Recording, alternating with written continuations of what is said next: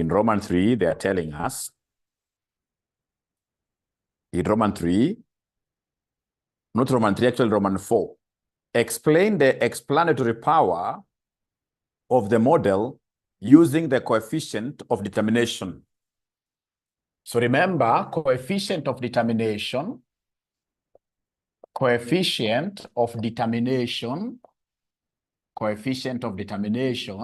is normally R squared. So it gives the explanatory power of a regression equation,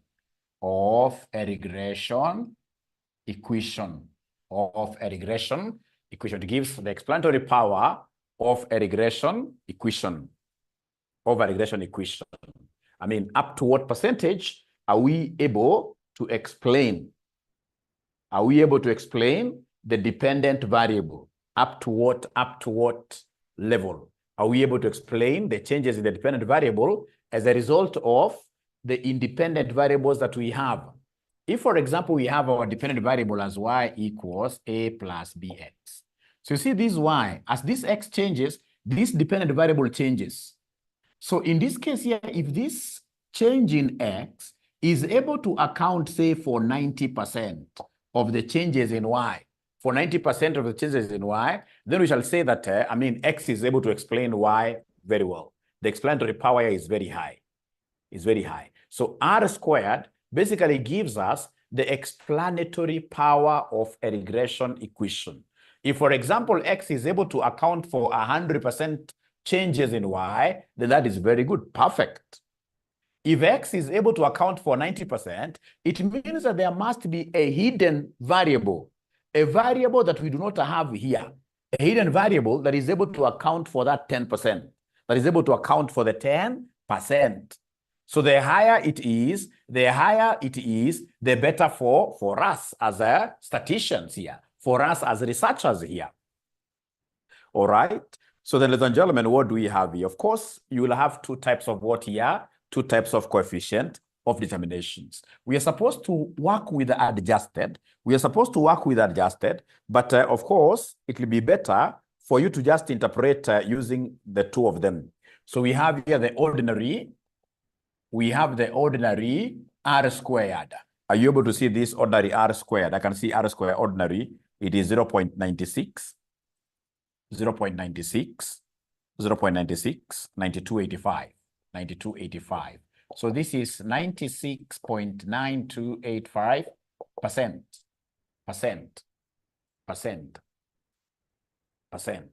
So let's first of all interpret this. So, ladies and gentlemen, what are we saying there? That the regression equation, first of all, is excellent. The regression equation is excellent, is very good. So the regression equation is a very good predictor model. The question is, why? Why? You see here, the R squared is 96.9285, which is the rule of the thumb, whenever it is more than 75%, more than 50% is good. 75% is the excellence level. Anytime we talk of 75% and above, 75% and above, we say it is what year? It is very good. Actually, it's excellent. It's very good. Excellent. More than 75%. All right. So then what does this mean? It means that. What does this mean? It means that the model, it means that the model can explain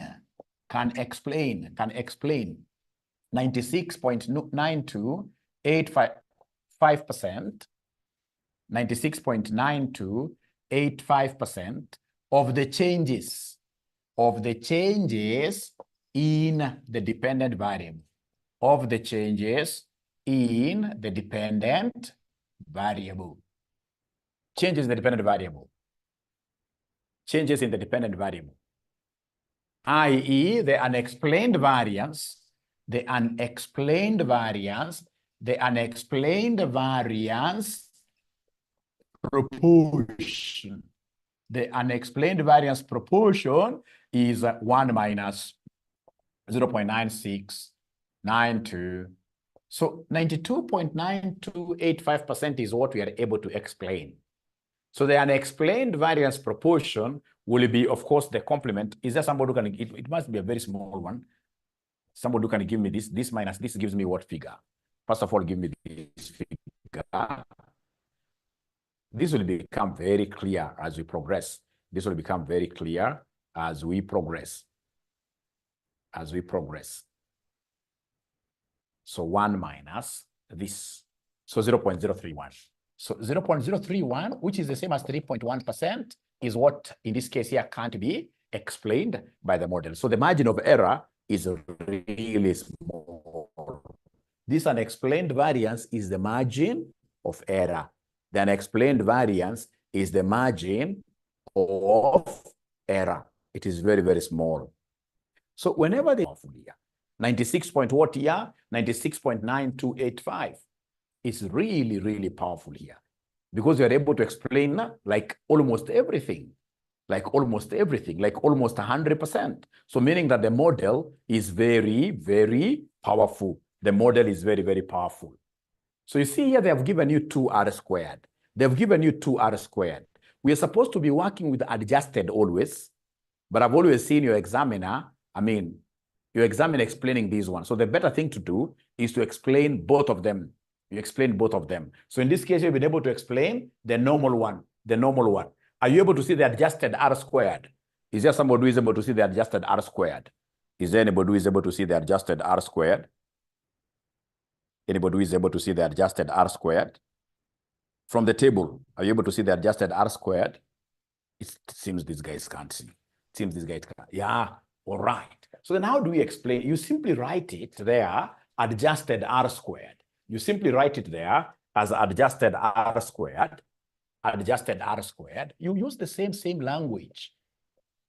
So adjusted r squared, the adjusted r squared from the table, the adjusted r squared from the table is 0.9616, 0.9616, 07 like that, which is the same as 96.1607%.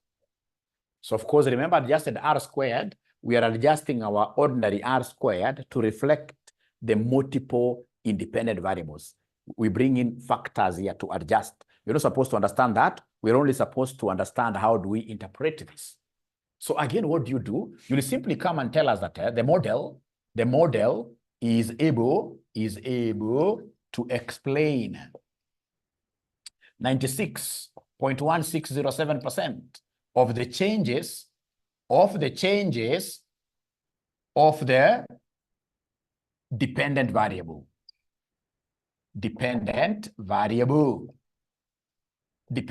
So we can easily, in this case here, account for 96.1607% of the changes in the dependent variable. What I would want to hear in this case here without a fail is the concept of the unexplained variance. Unexplained variance proportion. This one here will be 1 minus, of course, this 96.1607.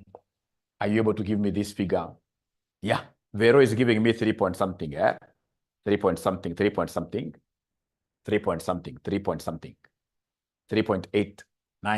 3.8393%. So this is the unexplained. So meaning that, it's very hard for you to be perfect. I told you yesterday, chasing for perfectionism is a very, very costly thing. If you're a perfectionist, even at your workplace, if you are that kind of a person who does not expect others here to make errors, I'm telling you that is a disease. That's a disease. Have you ever worked with managers who are kind of perfect, who expects in this case here perfectionism? Have you ever worked with those kind of managers? Have you ever worked with those kind of managers? Is there somebody who has ever encountered one? Somebody who is even at marriage level, I'm telling you, if you get in this case here, for example, a husband who in this case here is always a white carpet husband, wants to do everything, if it's ironing, like the way you make in this case here, your bed, I mean, all the four corners as if you are in the army. I mean, that is a disaster.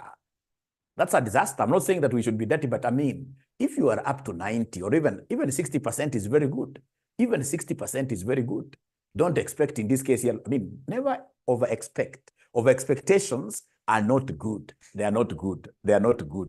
They are not good. So in this case here, 3.8. So here we are able to account up to, we are up to 96% good. So in this case here, our just shortcoming is this. So this is very low, meaning that this is low. This is very low here. This is very low. The unexplained variance is very low, meaning that the model is what here? The model is very good. The model is very, the model is very good. The model is very good. The model is very, the model is very good. The model is very good. The model is very good. The model is very good. So whenever they talk about coefficient of determination, always remember it is the percentage. Once you have the percentage, then the rule of the thumb, basically, if it's very high, very good. If it is below 50%, anything below 50%, that is very poor. Honestly speaking, even in our lives, even in our normal lives, if you are below average, then that is very, very bad. If it's between 50% and 75%, we talk of modest. We talk of average. If, for example, you got an R squared, listen here, if R squared is more than 75%, excellent, or very good, excellent here, or very good. And then if R squared falls in between 50% to 75%, we talk of, in this case here, average, modest, like that. Average. So it's a model that is averagely good.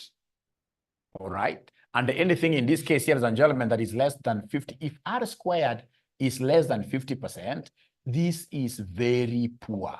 This is very, very poor. Very poor model. Don't use it for prediction. Don't use it for prediction. Although these are just the rules of the thumb, it depends on when you get a number. Like, for example, even in primary school or even in high school, when you guys were getting 80%, if you got 80%, of course, not unless your teacher was very mean, 80% your teacher must have been writing there very good. Very good. 80% is very good. 80% is very good. All right. Now, if you allow me, I will be able to go straight away to the next question here that is asking, which is the last question here, that is asking about, explain if the independent variable is economically plausible as a predictor variable. So remember, plausibility means what here? Making sense. Does it make sense? Does it make sense? Does it make sense? Does it make sense? Does it make sense? So plausibility, plausible means what here? Making sense. So under plausibility, we ask ourselves here, does the relationship make sense? Make sense. Does it make sense? Plausibility. Does it make sense? Now here we normally look at two things. We normally look at two things. As a researcher, if, for example, I have here sales equals 10,000 plus 2 times advertising cost. What do you know about advertising cost versus sales?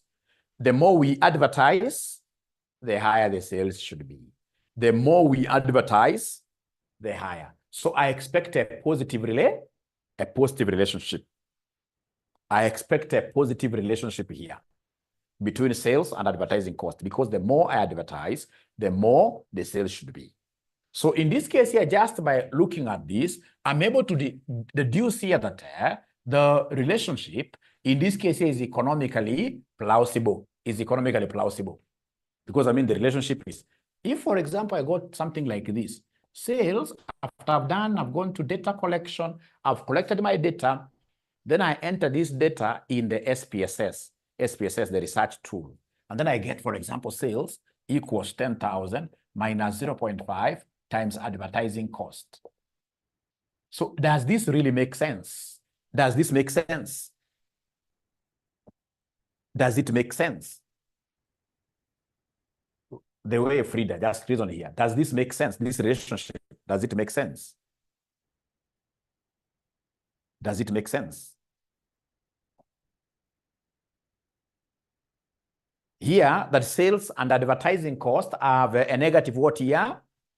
Relationship. Does it make sense really? Is it possible sales and advertising cost to have a negative relationship? No. So this is what we call economically not plausible. It doesn't make sense. It doesn't make sense. So such relationships, I should be able to identify them and drop them. Because, you know, as a researcher, what do you expect? As a researcher, what do you expect? Just like, for example, you're doing a research. We have here price versus demand. Price versus demand. So price versus demand. What do you expect of these two variables? Are they supposed to be negatively related or positively related? What do you expect of them? Because also as a researcher, you need to have expectations from the word go. You must be having expectations from the word go.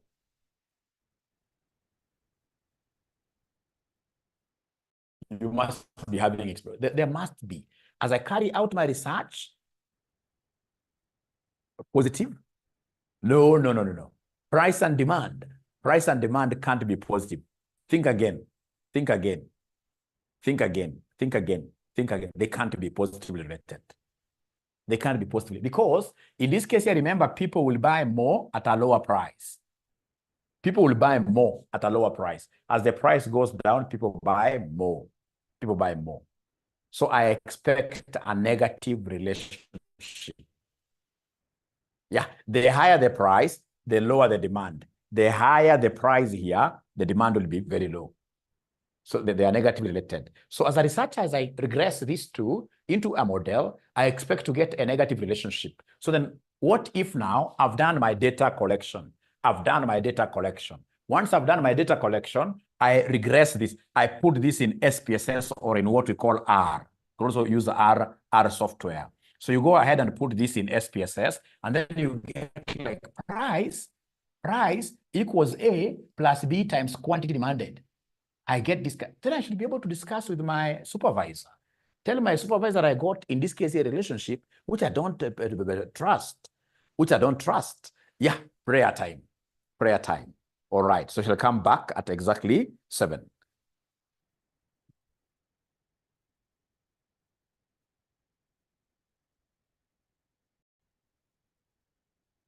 Great. So we stopped at the point where we were looking at, I mean, if you've got two functions like this, two variables, price and demand, as a researcher, I should be able to have like a premonition. I should be able to think through in advance. What kind of a relationship do I expect? What kind of a relationship do I expect? Like in this case here, price and demand. So here we expect price, the higher the price, the lower the demand. The price is very high. So I expect as the price goes down, then demand should be able to increase. So from the word go, I expected to get a negative relationship. So then if I do my regression and then I end up getting a positive relationship like this, then I should be able to call my research supervisor. Tell my supervisor, I mean, I'm getting this. I will need more time. I have to do some investigations. Why? Because I've gotten what we call a spurious. I've gotten what we call a spurious relationship. You'll be asked about this. Spurious means what here? Nonsense. A relationship which does not make sense. A relationship that does not make sense. Spurious. A relationship that does not make sense. So then for us to be able to understand whether our relationship makes sense, we must know the variables. we must know the variables. Like here, is there somebody who can tell us in the question that we are doing, what are the variables involved? Which variables are involved here? Which variables are involved? Which variables are involved? Which variables are involved? Which variables are involved? Why they are not talking to me? Process of estimating the fixed cost and the variable costs components associated with the company's repair activity using the cost estimates. So they have told us there where the equation is y equals a plus bx. Yeah. So we have here cost, which equals a plus bx, where x in this case here is what here, where x, they have told us what x stands for. X in this case here, number of hours. So basically cost equals a, you guys had given me a, you guys had given me the coefficients. We had 409.91 plus 29.40. And then we have x here, where x is hours times hours like that. So then I have to look at my repair cost vis-a-vis hours. For sure, we expect in this case here as the hours, the time on the road increases. As the time on the road increases, what happens to repair cost? What should happen? I mean, I should have asked this question like this. What should happen? As in this case here, the running hours on the road increases, then automatically the repair cost should be doing what? It should be increasing, yes, increasing. Which reminds me, I was watching some clip in the morning today where some teacher was asking about whether pressure increases or decreases. And those high school students in this case here were confused. So they ended up telling this teacher that it increases. So in between increasing and decreasing. So it increases. But this one is not decreasing, ladies and gentlemen. We appreciate the fact that as hours are going up, in this case here, the cost must be going up. That is why, ladies and gentlemen, if possible, even yourself, for example, when you buy a motor vehicle, don't use a motor vehicle for over 3 years. If it's a good small Toyota car, you run away with it throughout like this. By the time it is hitting like the 4th year, sell it. Because you'll be able to sell it at almost, if you are maintaining it very well, you'll be able to sell it at almost the same price. Why? Because the older it becomes, the higher the repair cost will be. The older it becomes, the higher the repair cost will be. I would rather in this case sell my old thing, then I bring in a new vehicle, which has got, in this case here, fewer hours, fewer miles, for me to continue again, in this case here, using it as my labor cost is minimum here. So first of all, we are saying here that hours and the costs are expected to be positively related,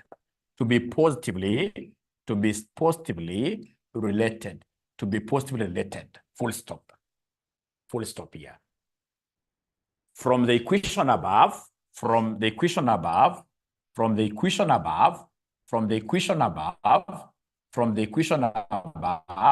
comma, they have a positive relationship. They have a positive relationship. So it means that this thing makes sense. It means that it makes sense, i.e., the relationship is what here, i.e., the relationship is plausible. It makes sense. The relationship is plausible. It makes sense. Yeah, Chris, yes. It makes sense, yes. So from the equation above, we have a positive relationship. If it was negative against our expectation, then we would have said, no, this is spurious. It's not plausible. But here we expected the relationship here to be positive. And at the end of the day, it is actually positive. And therefore, in this case, it is what here? It is plausible. Now, please listen. Now, fine. We have said in this case, it's plausible. So should we go ahead and then just say that this model is very good? Use it? No, I'll still be forced to do what we call a significance test. I must do what we call a significance test. do a significance test between hours and the cost. So in this case here, we need a significance test of the predictor variable. So significance test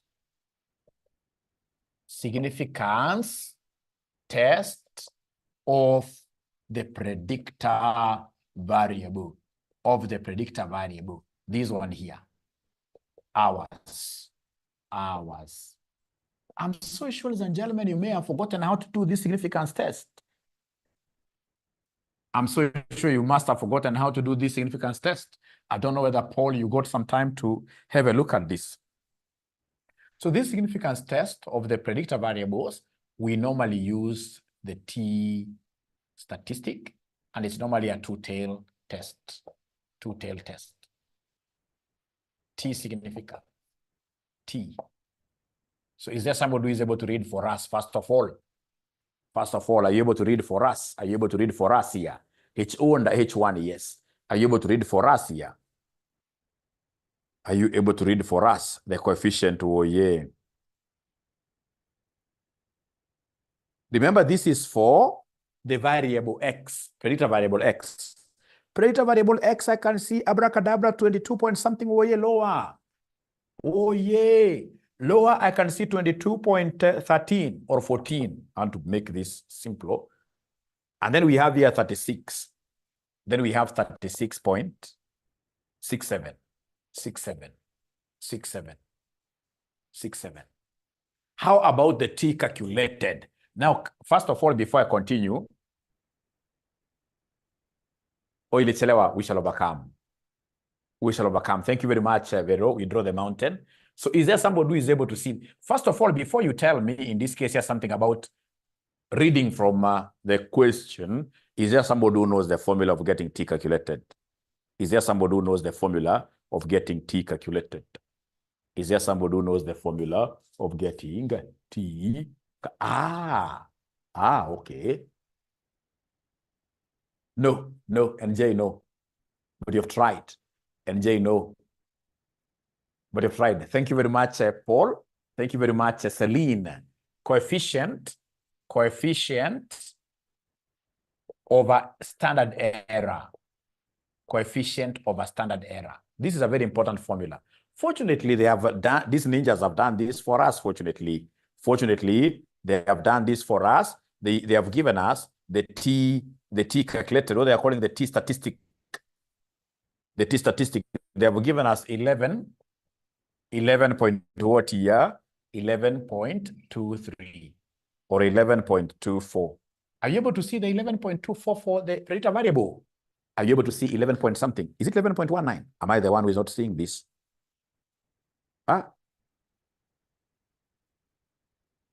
11 point something. 11 point something. Am I the one who is not seeing this? 11.23 something, yes. 11.23 something. So, ladies and gentlemen, in this case here now, remember, in this mountain of hours Vero is talking about, this is H0, this is H1, empty is H0, empty is H0, empty is H0. So then can you kindly tell me, where are you able to see this 11.24? Where are you able to see this 11.24? The abracadabra, is it here? Abracadabra. So in this case, I'm able to see, ladies and gentlemen, rhodiums. Rhodiums, look at this. You know, this is not negative. 0 is not here. 0 is somewhere here. So 11.24 will fall somewhere here. Rhodiums, check this. 11.24 will, in the number line. In the number line, 11.24 is less than 22.14. So 11.24 will fall somewhere here. Rhodiums, are we together here? Rhodiums, are we together here? Great. So in this case here, 11.24 falls in the H1, region. And therefore, the predictor variable is significant. It's not empty. This is empty. Empty, no shadings, empty, nothing. So this one has got something here. And therefore, the predictor variable is significant. So this confirms the plausibility assumption. This confirms the plausibility assumption. So you normally do this after you've checked the general one, the theoretical one, then we come and now look at the significance. If it's insignificant, I mean, and you had said updates plausible, it will be not proper. You can't use it for prediction. You can't use it for prediction. So, ladies and gentlemen, that is what we do. At least you have an idea. At least you have an idea. At least you have an idea. In a question of 14 marks, my concept is, I'm not looking for perfection. What I know, ladies and gentlemen, perfectionism is a very costly thing. Perfectionism in life is a very costly thing. It can even cost you your marriage. So for me, out of 14, if you guys are able to get like 8, 10, I mean, you are very good. At least you know how to compute the T, you know how to the F, you know how, in this case, you are good to go. You're good to go. You are good to go. Otherwise, I would want us straight away to look at something different. So mention there, assumptions of regression analysis. Assumptions of regression analysis. Assumptions of regression analysis. Assumptions of regression analysis.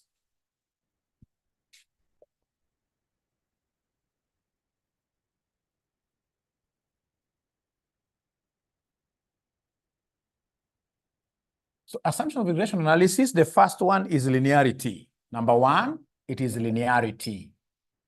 Linearity, because of y equals a plus bx. So linearity, that the relationship between relationship between independent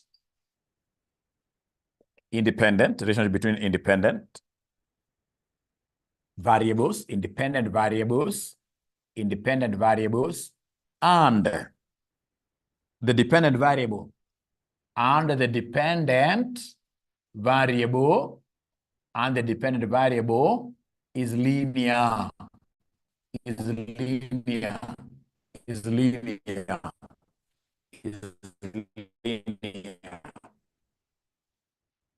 So the very important thing is you test. How do we test for linearity here? For linearity, we plot a scatter diagram. A scatter diagram. We plot a scatter diagram. That's how we test for linearity. You plot a scatter diagram, and then of course you'll be able to see how the points are scattered. How the points are scattered. If you get points scattered like this, then you can see in this case, at least there is a pattern. You can be able to get what we call a line of what here, line of best fit, which will be what here, straight line, which will be straight line. So we plot a scatter diagram. But if, for example, you were to plot a scatter diagram, and then you end up getting, for example, something that, I mean, you can't even see the tail, nor in this case here, the head. So here you can't really conclude that there is any linearity. We expect, if it's linearity, we expect to see some pattern here that you can use now to do a line of what here, best fit. So the first assumption is the assumption of linearity, and for us to be able to test it, ladies and gentlemen, we normally use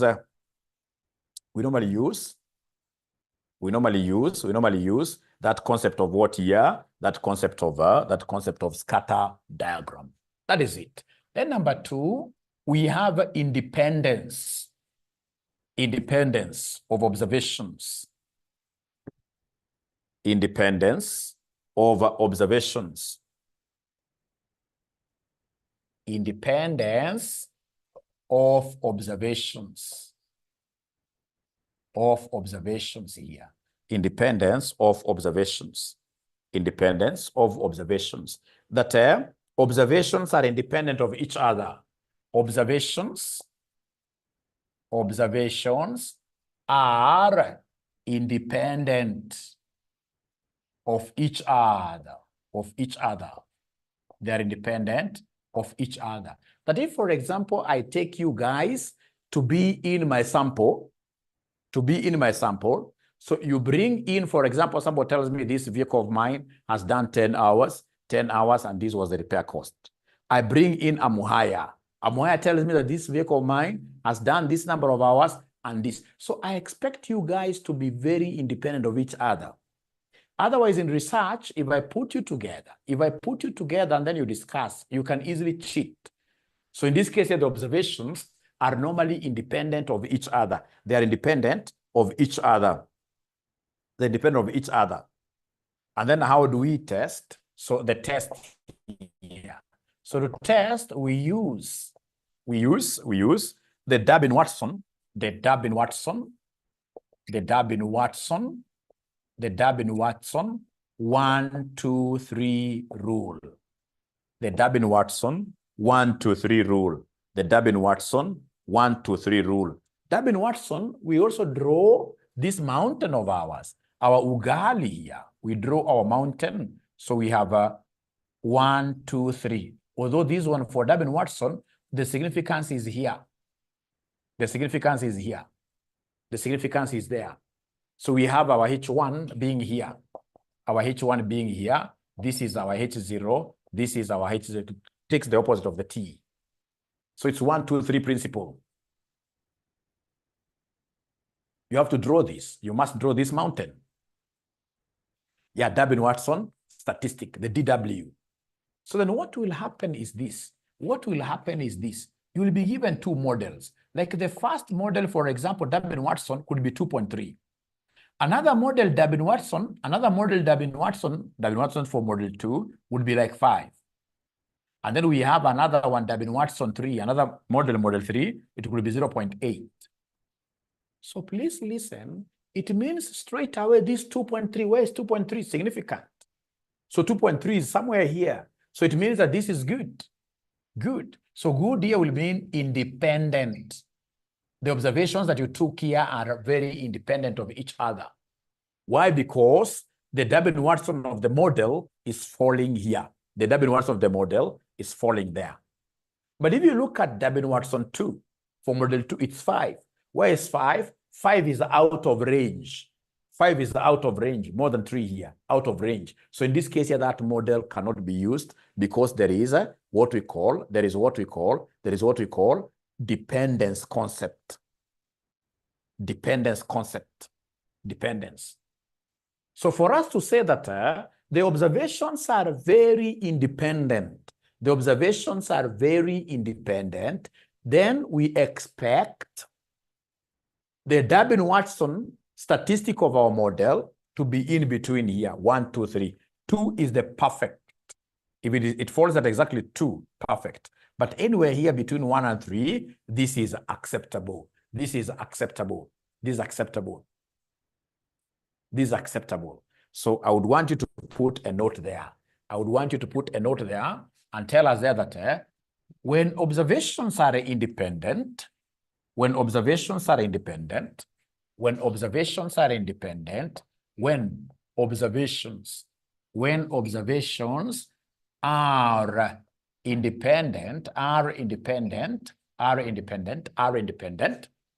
then the model does not have serial stroke auto correlation. Does not have serial stroke what we call auto correlation. I know this may sound Greek. Serial stroke what here? Auto correlation. Serial or auto correlation. It's supposed to have just like a high level understanding of this. You're not supposed to get into really details. No. All right. Ladies and gentlemen, from there, if you allow me, I will look straight away at the next one, what we call homoscedasticity, the third assumption.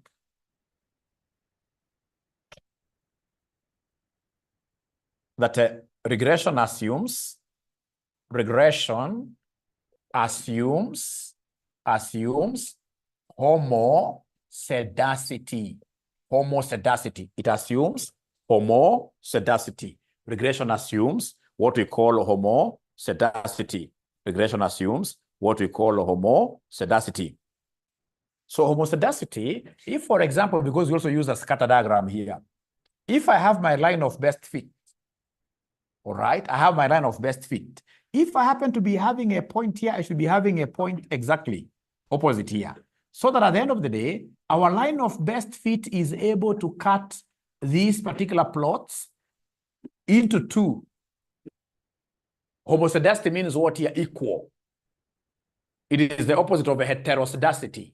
So this is a homoscedasticity. It assumes uniformity of these points here. Please draw this. So like now, this is a homo. This is a homo here. The distance between here equals the distance between here and there. Homoscedasticity. So regression assumes homoscedasticity. It assumes a homoscedasticity. It assumes a homoscedasticity. I.e., the variance of the residual is constant. I.e., the variance of the residual, i.e., variance of the residual, variance of the residual, variance of the residual, variance of the residual, variance of the residual, variance of the residuals, variance of the residuals is constant. Is constant across all levels. Across all levels. Across all levels. Across all levels. So in statistics, if you're told that, for example, the data is having what we call a heteroscedasticity, then automatically regression is only limited to homoscedasticity situations.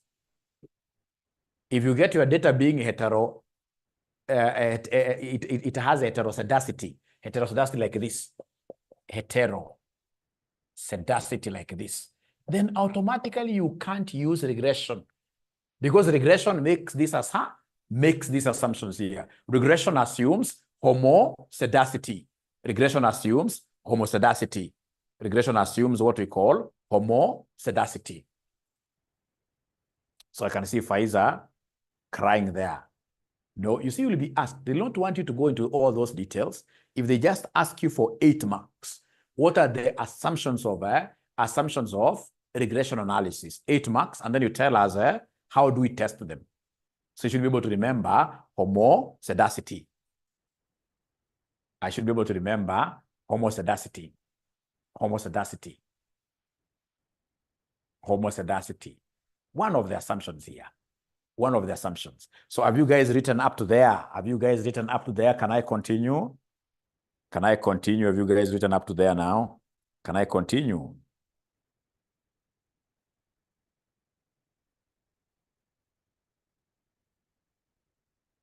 All right. So number 4, ladies and gentlemen, normality. We have number 4, normality of residuals.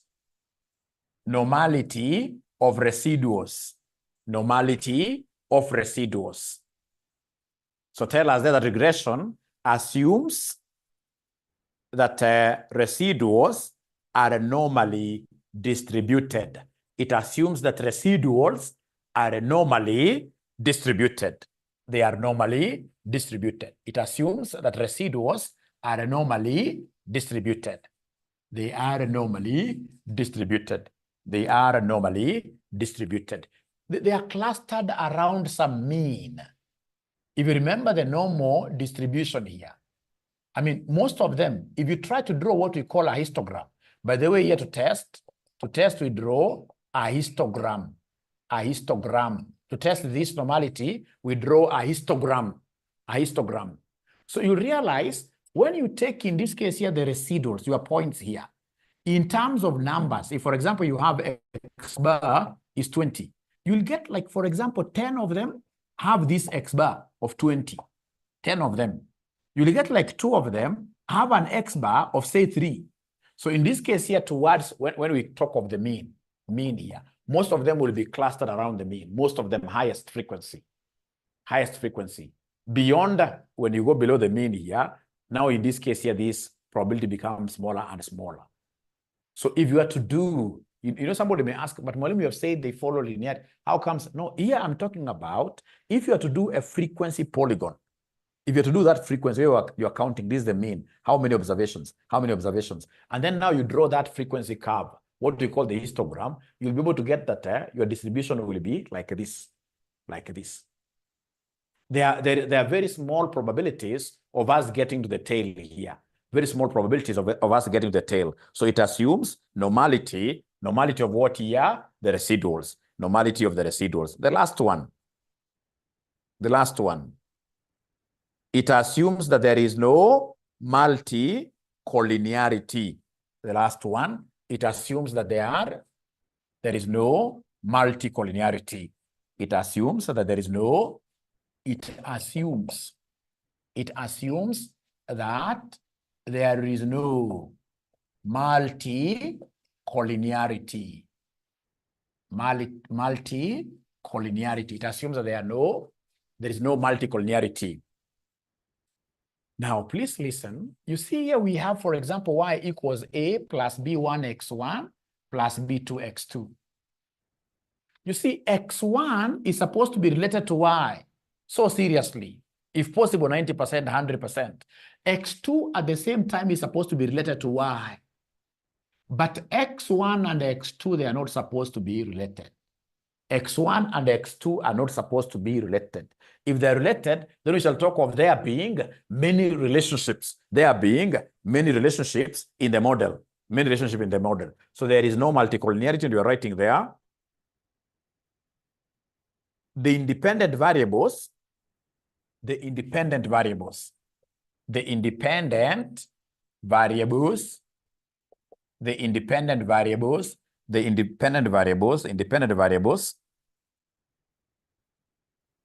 are not supposed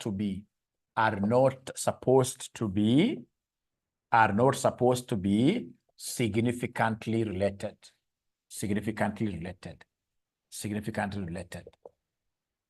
So these x1 and x2 are our independent variables.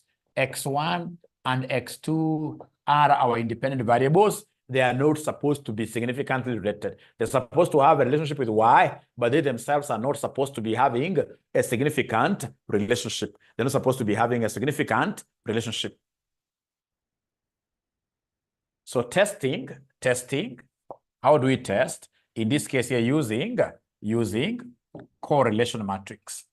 You use what we call the correlation matrix. Now, ladies and gentlemen, amongst the 5 or 4 assumptions that I've given to you, which assumptions will you not? Which assumptions in this case here will you not forget? Which assumptions will you not forget? Which assumptions you will not forget? So we have linearity. Everybody's thinking about linearity.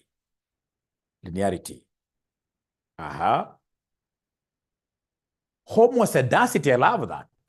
Homoscedasity, the concept of homogeneous distribution of the residuals. Homoscedasity, Mercy, yes. Homoscedasity. Linearity, normality, homoscedasity.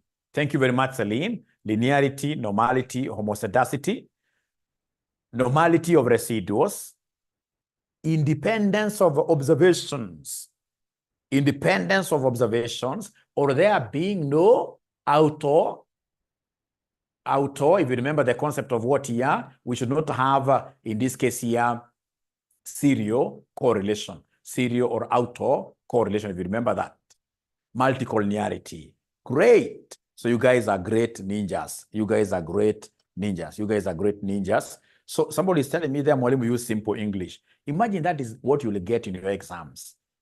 If you're keen enough, we have tested this before, where we tell you, for example, explain what you understand by homoscedasity. So if I use simple English and then you get hard English in the exam, won't you blame me? I would rather teach you these things the way they are, the way they are asked. So if they ask you, for example, what is multicollinearity, we'll be able to explain and tell that, and even use that example, like y equals a plus b1x1 plus b2x2. Tell us that x1 and x2 are supposed to relate to y. But X1 and X2, being independent variables, are not supposed to relate. And if they relate, then we are going to have many relationships. This concept of many relationships is what we call multi-collinear. You need that kind of just understanding, and then we shall overcome. And then we shall overcome. We shall overcome. Look at now Frida, she's sweating, imagine. I mean, is this very hard? There's not even any mathematics there. Frida, is this very hard? Is this very hard? Homoscedasticity means what here? Uniform. Multicollinearity, we don't have many relationships in the model. All right. We have independence of observations. Of course, the sample where you're getting, in this case, your observations from, they're not supposed to be related. We shall overcome. We shall overcome. So long as you're able to get it like high level, then that will be it. That will be it. Ladies and gentlemen, with your permission, I should now be able to go to the next topic here.